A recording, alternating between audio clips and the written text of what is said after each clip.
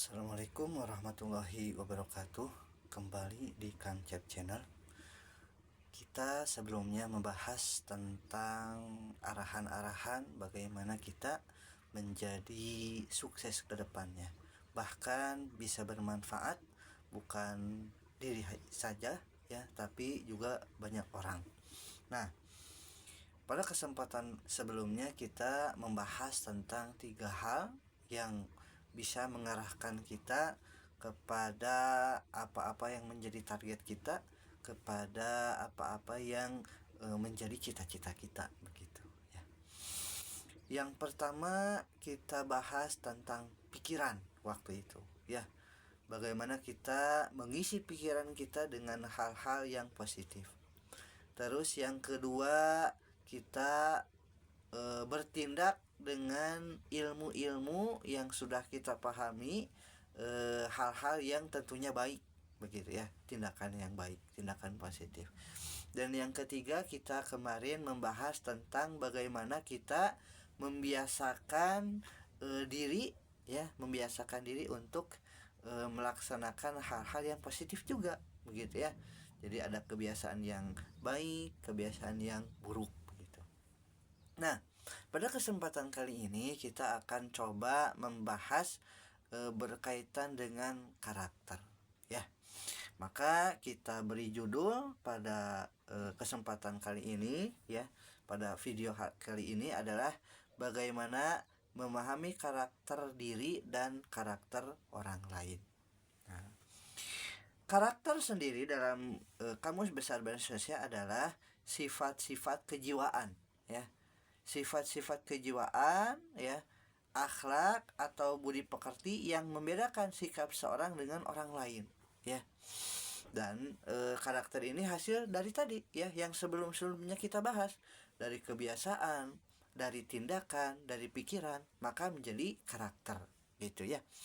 Nah, kita tahu misalnya orang Indonesia itu punya karakter ya, murah senyum, terus menolong ya, banyak yang menolong ya. Makanya kalaulah misalnya teman-teman, sahabat-sahabat yang sudah pernah ke kota Madinah begitu ya, umroh, haji, maka orang-orang Arab itu ke orang Indonesia, wah orang Indonesia mah baik mereka ya, mereka berehan gitu ya bahasa Sundanya mah. Nah, terkait karakter ini ya, perlu kita ilmui, perlu kita pahami bahwa karakter ini tidak serta-merta terbentuk begitu ya. Jadi hasil akumulasi yang terus-menerus jadilah karakter. Ya, jadilah karakter. Nah, maka di sini juga karakter di sini ada yang mengarahkan kepada karakter-karakter yang baik, akan mengarahkan kepada karakter-karakter yang buruk, tergantung pilihan kita ya, mau milih yang mana ya, karakter buruk apa karakter yang baik gitu ya. Nah, karakter di sini ya dalam Islam itu lebih ke mengarahnya itu dia ke sikap, ke perilaku ya. Bagaimana dalam syariat Islam itu mencerminkan ya ajaran perintah Allah begitu kan ya, dan bagaimana menjauhi larangan-larangannya begitu ya. Nah, jadi karakter itu akan mengarah kepada adab, kepada akhlak ya. Itu sejauh yang saya pahami ya. Di sini kita sharing gitu. Nah, kembali ke karakter ya. Karakter itu sifat-sifat kejiwaan, akhlak, budi pekerti begitu ya, yang dimana membedakan kita dengan orang lain ya. Contoh misalnya, ada orang yang karakternya itu pemarah, ada orang yang karakternya itu lembut, ada orang yang karakternya itu amanah, ada orang yang karakternya itu tidak bisa dipercaya ya, begitu. Nah, lantas karakter yang dimana ini mencerminkan sikap kita, adab dan akhlak ya. Nah, dalam aturannya begitu kan ya, tergantung kita ya, kepada siapa. Nah, kepada siapanya ini kita bagi menjadi dua ya. Akhlak kita ya, sikap otomatis kita dibagi menjadi dua begitu ya. Yang pertama adalah bagaimana karakter kita sebagai hamba kepada Allah. Yang kedua, karakter kita kepada sesama manusia begitu ya, atau boleh disebut hubungan kita dengan Allah bagaimana, hubungan kita dengan manusia bagaimana. Hablum minallah, hablum minannas begitu. Nah, karakter kepada Allah ditunjukkan dengan adab-adab, dengan akhlak-akhlak ya. Misalnya ketika Allah perintahkan, ya ayyuhalladzina amanu aqimus shalah ya. Kata Allah, wahai orang-orang yang beriman, dirikanlah salat. Bagaimana sikap kita ya? Maka orang beriman ketika diseru dengan perintah Allah pasti sami'na wa ata'na ya. Tidak sami'na wa fikirna begitu ya. Kan ada orang dia muslim KTP-nya ya, tapi ketika perintah Allah datang ya, saya nanti dulu deh, ada urusan yang lain dulu deh begitu ya. Bagi orang yang beriman ketika disuruh oleh Allah, hayya 'alas shalah gitu kan ya, untuk sholat, maka orang yang beriman bersegera langsung menuju perintah Allah. Begitu juga dengan larangan Allah ya. Allah melarang misalnya bagi orang yang beriman berbuat zolim. Nah, maka orang yang beriman pasti patuh. Tidak akan dia ya berbuat zolim, karena zolim itu adalah mengantarkan dia kepada keburukan gitu ya, kepada hal-hal yang menjadikan dia tidak mulia. Contoh misalnya ya, ada orang yang dia terpandang, tapi karena hawa nafsunya tidak bisa dia kendalikan, dia melakukan sesuatu yang menjatuhkan dia. Contoh ya, orang atau oknum yang dia misalnya, kalau yang lagi viral itu yang disabilitas gitu ya. Karena dia tidak bisa mengendalikan dirinya ya, dia disabilitas, kekurangan ya, tidak punya tangan misalnya, tapi dia bisa menghancurkan orang lain. Bahkan korbannya saat ini ada 13 orang ya. Maka kejahatan itu ya ada dua, ada niat dan kesempatan begitu ya.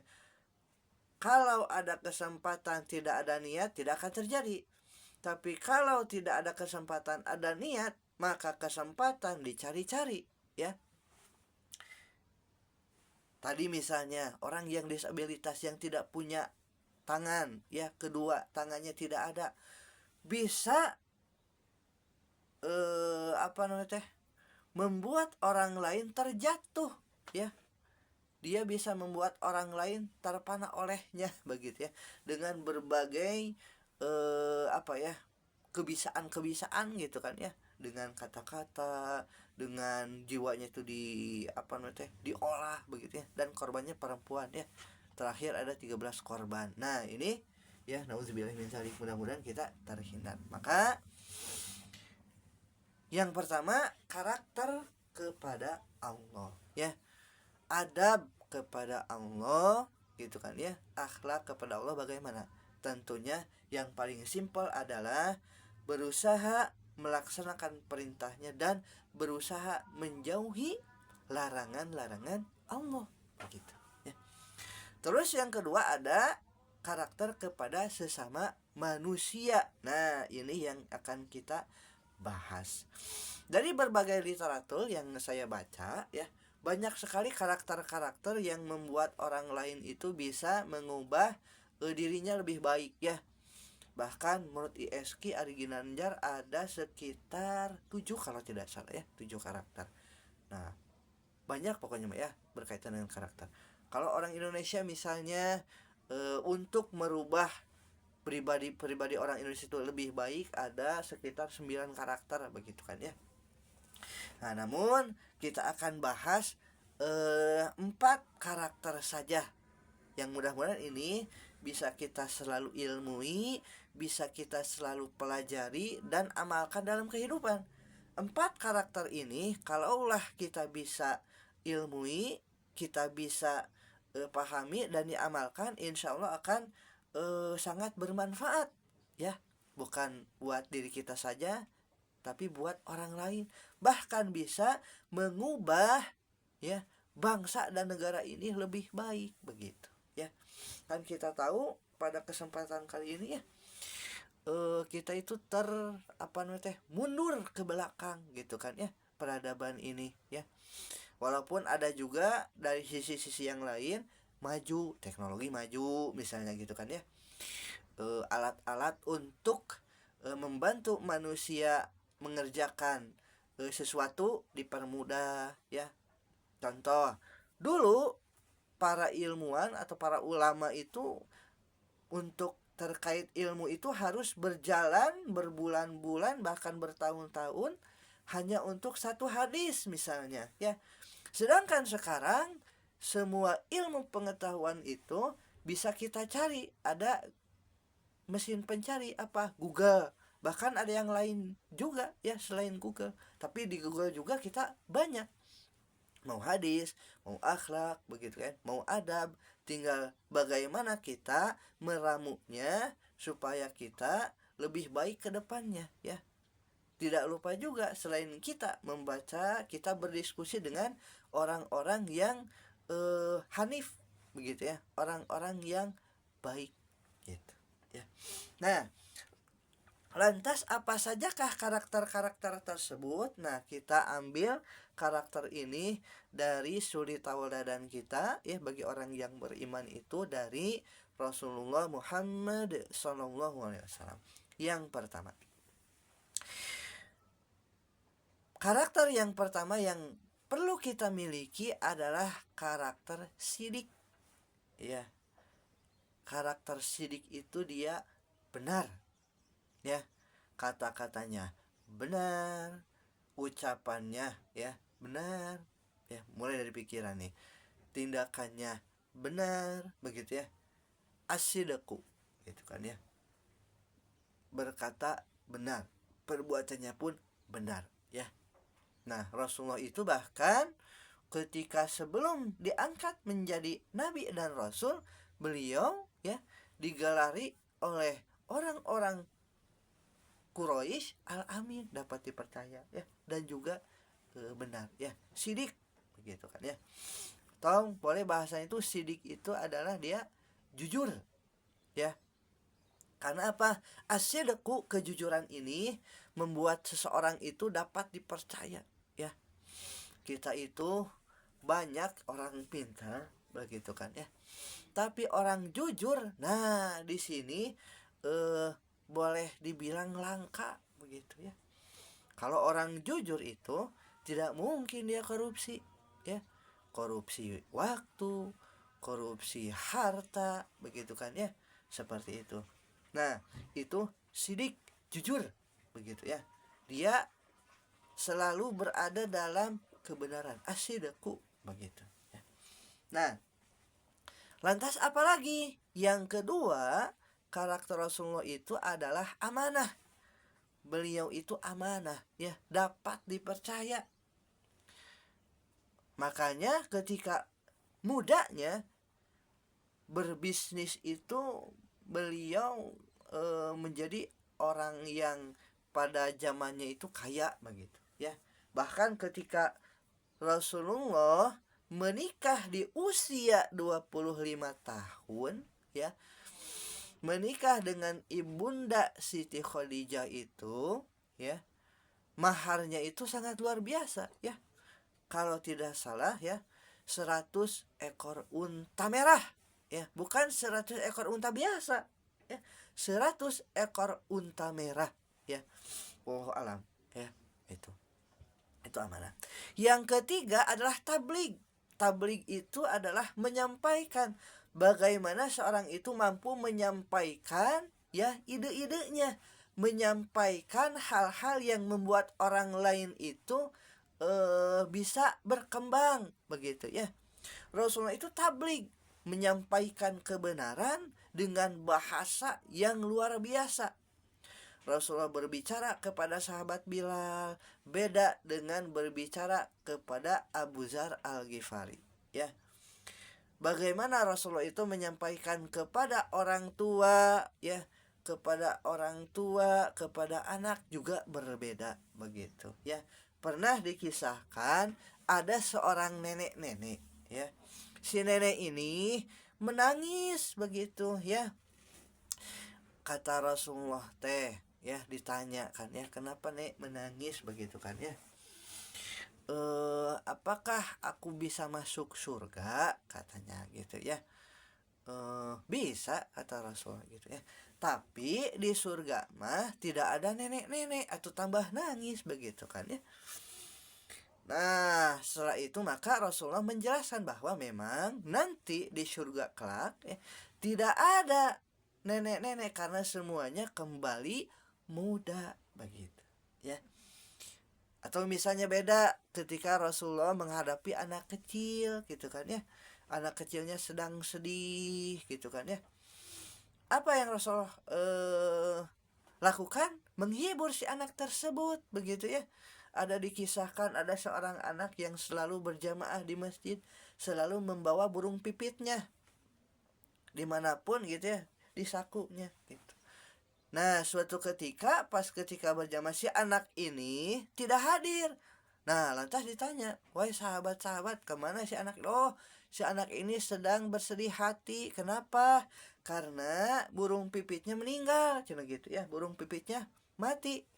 Ditengok oleh Rasulullah ya, ditengok, dihibur gitu kan ya.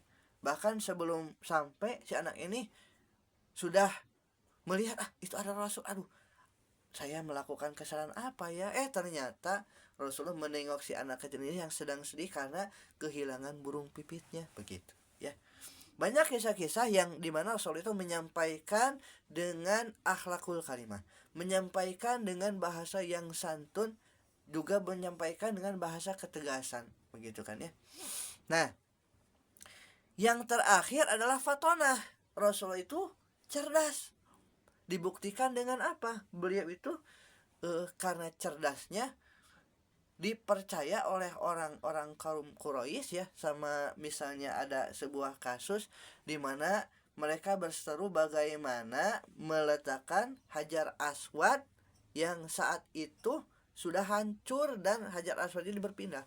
Maka Rasulullah mengelar sorban, dibagi dengan 4 kafilah, pemuka-pemukanya pegang ya, masing-masing satu-satu tim 4 orang, dan ditempatkan di tengah-tengah gitu ya. Itu Rasul itu cerdas begitu ya, cerdas ya. Itulah karakter yang perlu kita ilmui, perlu kita amalkan. Ada sidik ya, jujur orangnya, amanah ya, dapat dipercaya, tabligh menyampaikan, dan yang keempat adalah fatonah ya. Ketika kita mengilmui berkaitan dengan karakter ini, maka yakinlah kita akan menjadi orang yang beruntung. Contoh, kita tahu bahwa Abu Bakar ya digelari sidik karena jujur, karena benar begitu kan ya. Tapi terkenal lemah lembut juga. Dengan digembleng dengan Islam, lemah lembutnya tidak menjadikan Abu Bakar itu lembek. Karena kalaulah misalnya orang lembut diarahkan tidak, misalnya tidak dengan syariat Islam, boleh jadi dia menjadi lembek begitu ya. Contoh yang lain, Umar bin Khattab radhiyallahu anhu, ketika beliau masih kafir, orangnya keras begitu ya. Tapi setelah beliau masuk Islam, kerasnya itu diarahkan kepada ketegasan gitu ya. Saya mau begini, saya begini begitu kan ya.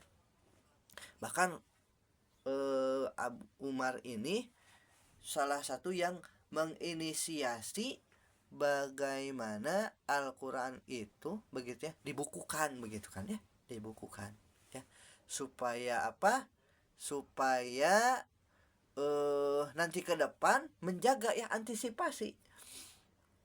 Mungkin dulu banyak penghafal Quran begitu kan ya.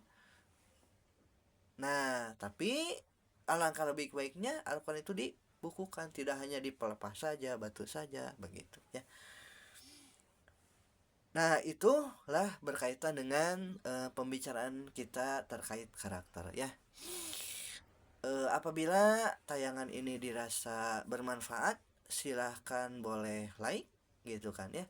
Boleh komentar yang positif tentunya, karena kalau saya sih lebih baik berkomentar positif gitu ya, memberikan masukan agar channel ini bisa berkembang dan lebih bisa bermanfaat lagi. Dan tidak lupa ya, tidak lupa mari kita tingkatkan kegemaran kita membaca ya.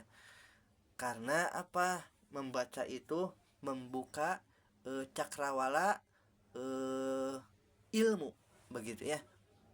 Kita bisa melakukan sesuatu itu karena ilmu. Kita berkembang ya, peradaban bisa berkembang ini karena ilmu ya. Marilah kita meningkatkan kegemaran kita membaca. Membaca salah satu titik awal kita mendapatkan ilmu. Ketika kita mendapatkan ilmu, kita bisa beramal dengan semaksimal mungkin ya. Saya Kang Cep. Barakallahu li wa lakum. Wassalamualaikum warahmatullahi wabarakatuh.